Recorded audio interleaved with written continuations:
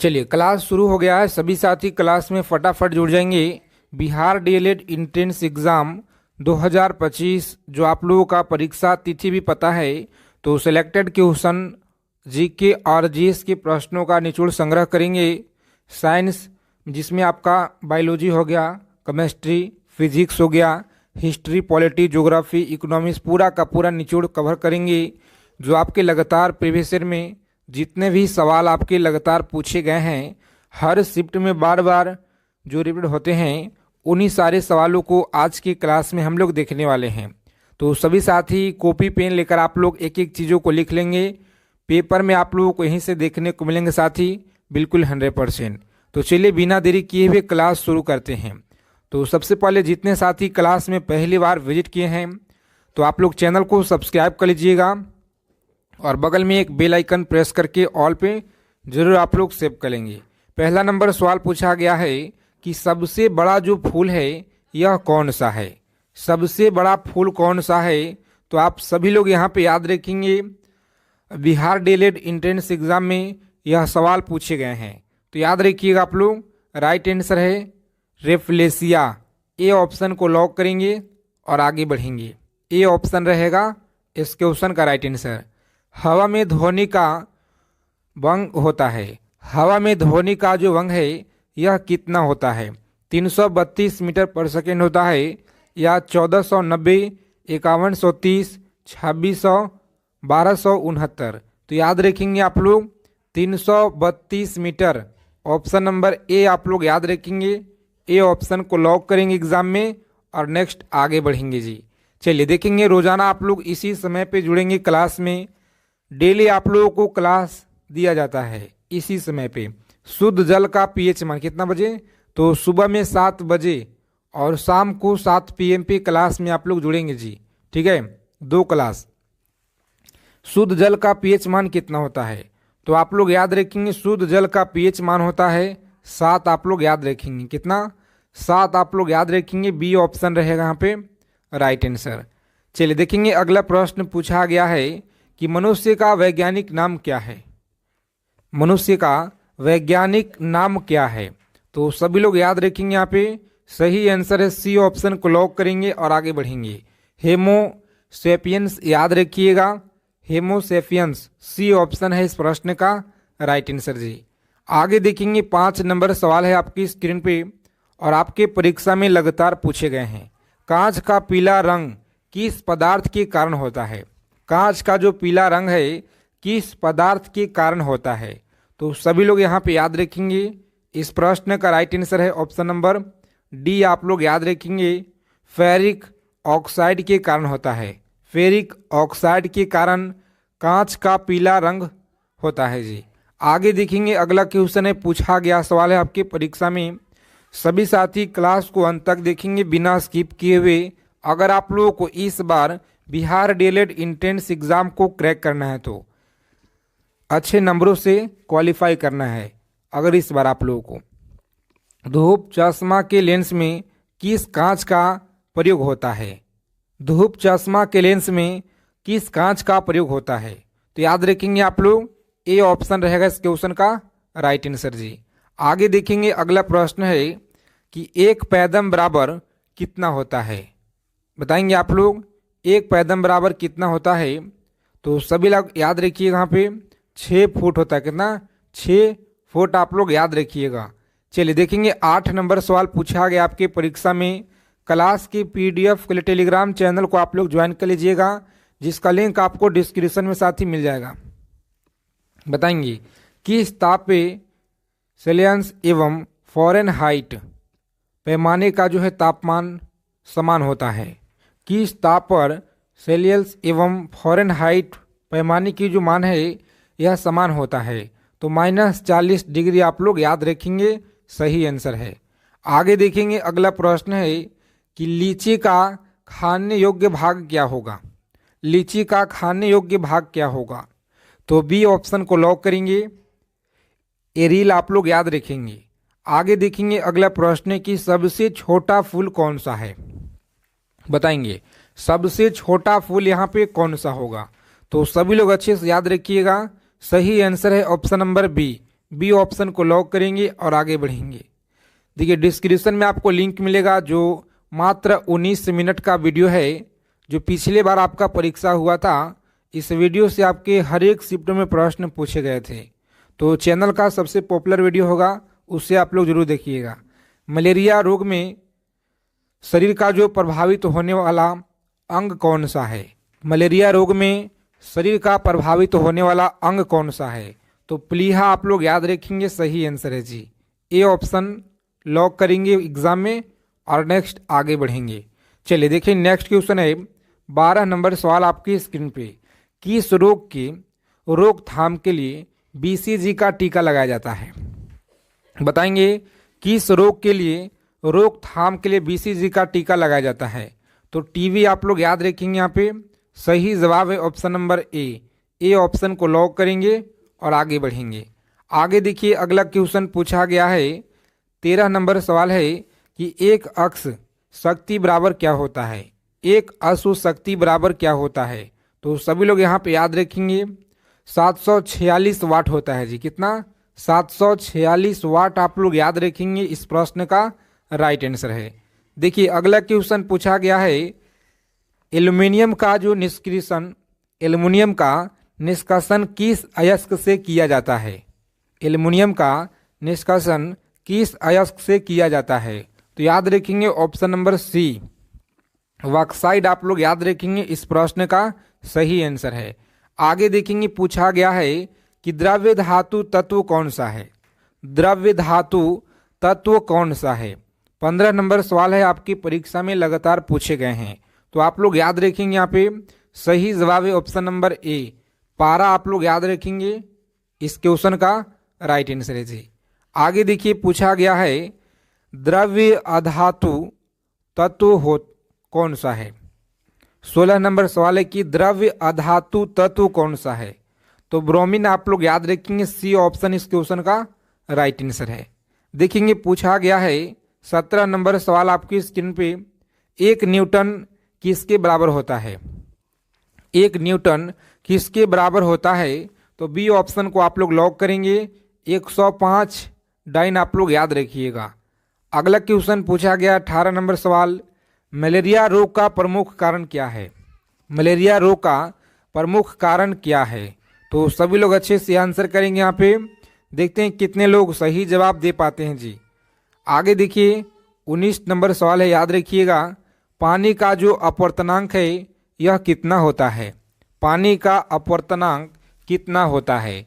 तो 1.33 याद रखेंगे, ए ऑप्शन इस क्वेश्चन का राइट आंसर है। आगे देखेंगे पूछा गया है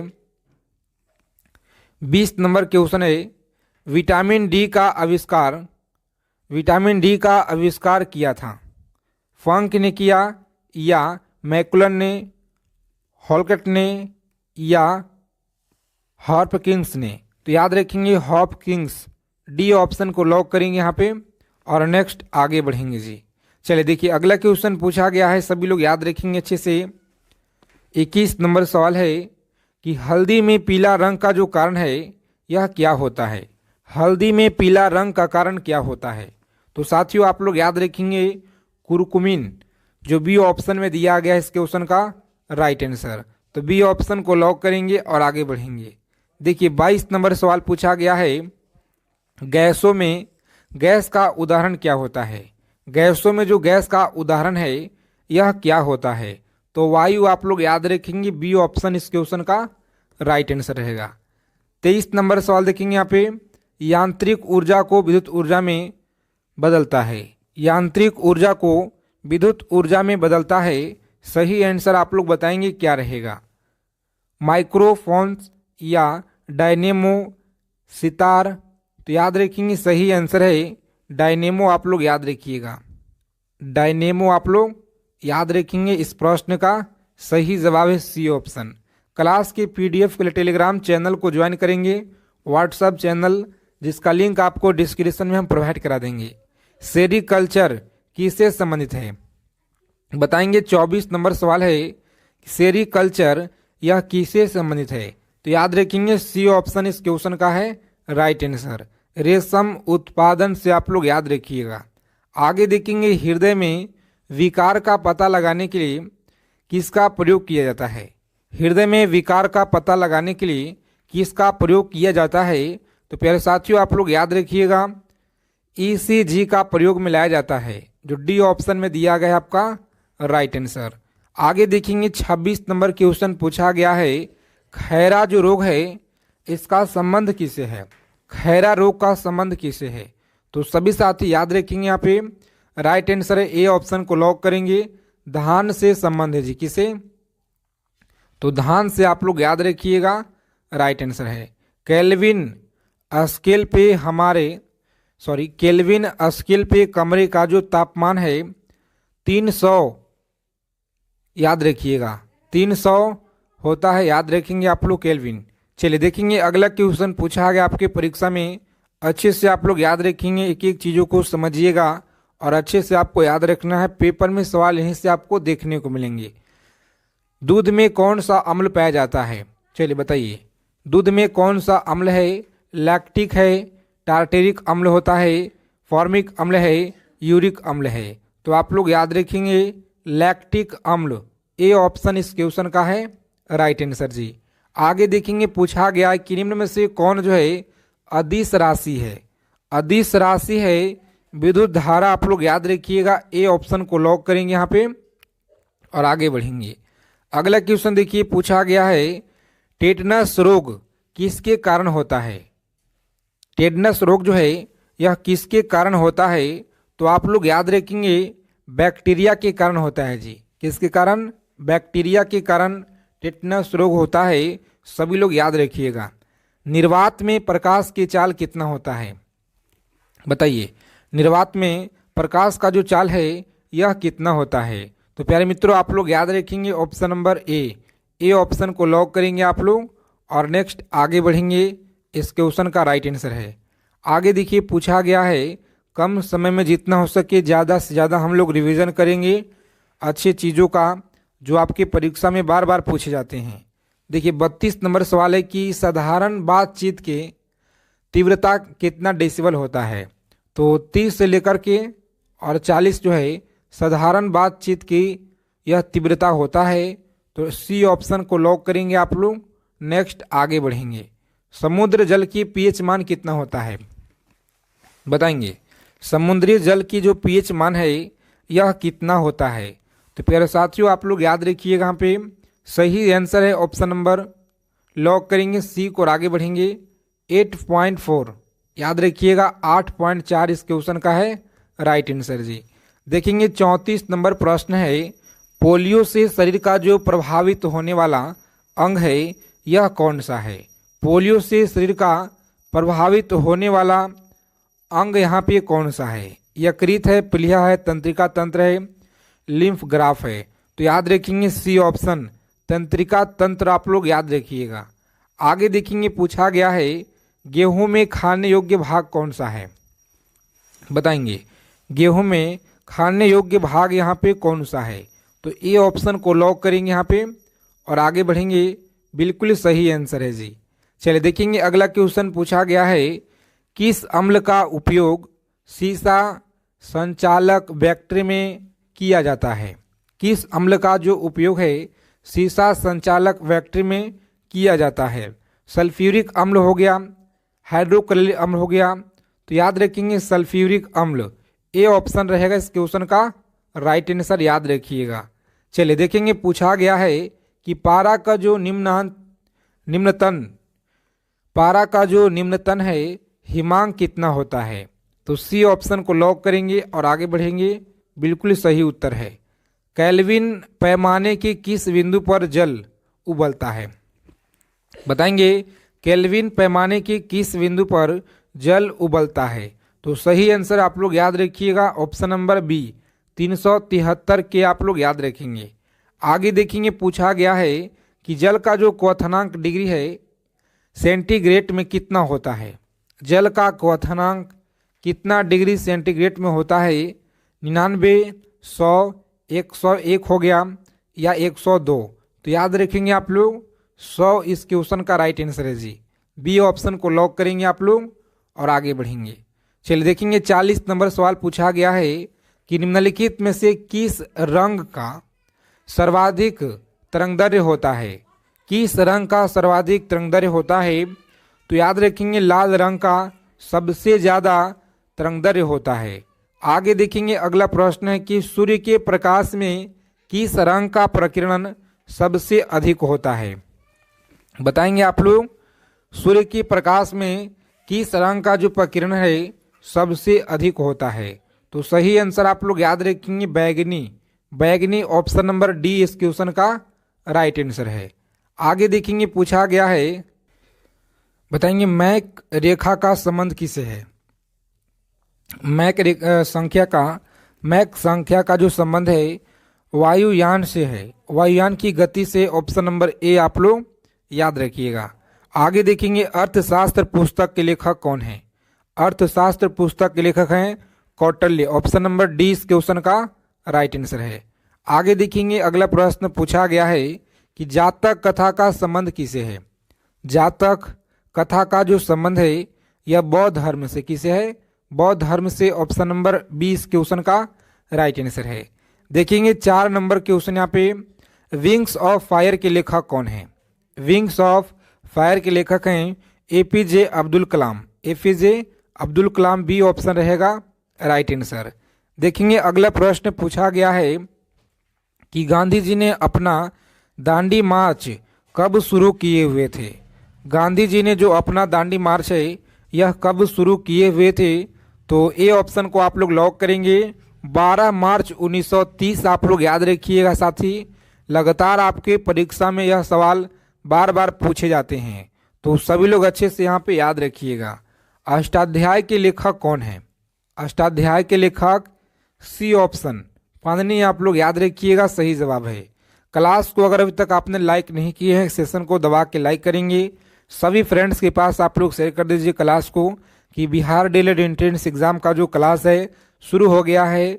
जीके और जीएस में पूरा का पूरा अगर आपको स्कोर करना है तो प्रत्येक क्लास से आप लोग जुड़ रहिए। रास तनूरा तेल रिफाइनरी किस देश में स्थित है। तो सऊदी अरब में आप लोग याद रखिएगा। देखेंगे 8 नंबर सवाल है, विंस की मूर्ति के नाम से किसे जाना जाता है। विंस के मूर्ति के नाम से मधुबाला को जाना जाता है। सी ऑप्शन इस क्वेश्चन का राइट आंसर है। आगे देखेंगे कामसूत्र के लेखक कौन है। कामसूत्र के लेखक कौन है। तो साथियों बी ऑप्शन को आप लोग लॉक करेंगे और आगे बढ़ेंगे। चलिए देखिए अगला प्रश्न पूछा गया है कि जब्ती प्रणाली की जो शुरुआत है यह किसने की थी।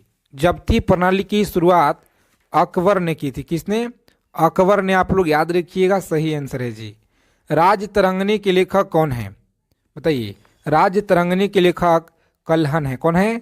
कल्हण। ऑप्शन नंबर ए आप लोग यहाँ पे याद रखिएगा। देखेंगे अगला सवाल पूछा गया है, भारतीय संविधान में लोक कल्याणकारी राज्य की स्थापना किस भाग से संबंधित है। तो भाग 4 से यह संबंधित है। आगे देखेंगे भारत भारतीय के लेखक कौन है बताइए। भारत भारतीय के लेखक कौन है। तो मैथिली शरण गुप्त आप लोग याद रखिएगा। कौन है? मैथिली शरण गुप्त आप लोग याद रखेंगे। ए ऑप्शन है इस क्वेश्चन का राइट आंसर। आगे देखेंगे अगला प्रश्न है, कुंभ मेला कितने वर्ष के अंतराल पर आयोजित किया जाता है। तो 12 वर्ष के अंतराल पे कुंभ मेला का आयोजन किया जाता है। पृथ्वीराज रासो के लेखक कौन है। पृथ्वीराज रासो के लेखक हैं चंद्रवरदाई। आगे देखिए शोल्डर टका किसका मिश्रण है। शोल्डर टका किसका मिश्रण है। तो प्यारे साथियों याद रखेंगे टीन एवं सीसा का है जी। किसका है? टीन एवं सीसा का आप लोग याद रखिएगा। चलिए देखिए अगला प्रश्न पूछा गया है, सत्यार्थ प्रकाश के लेखक कौन है। तो दयानंद सरस्वती। दयानंद सरस्वती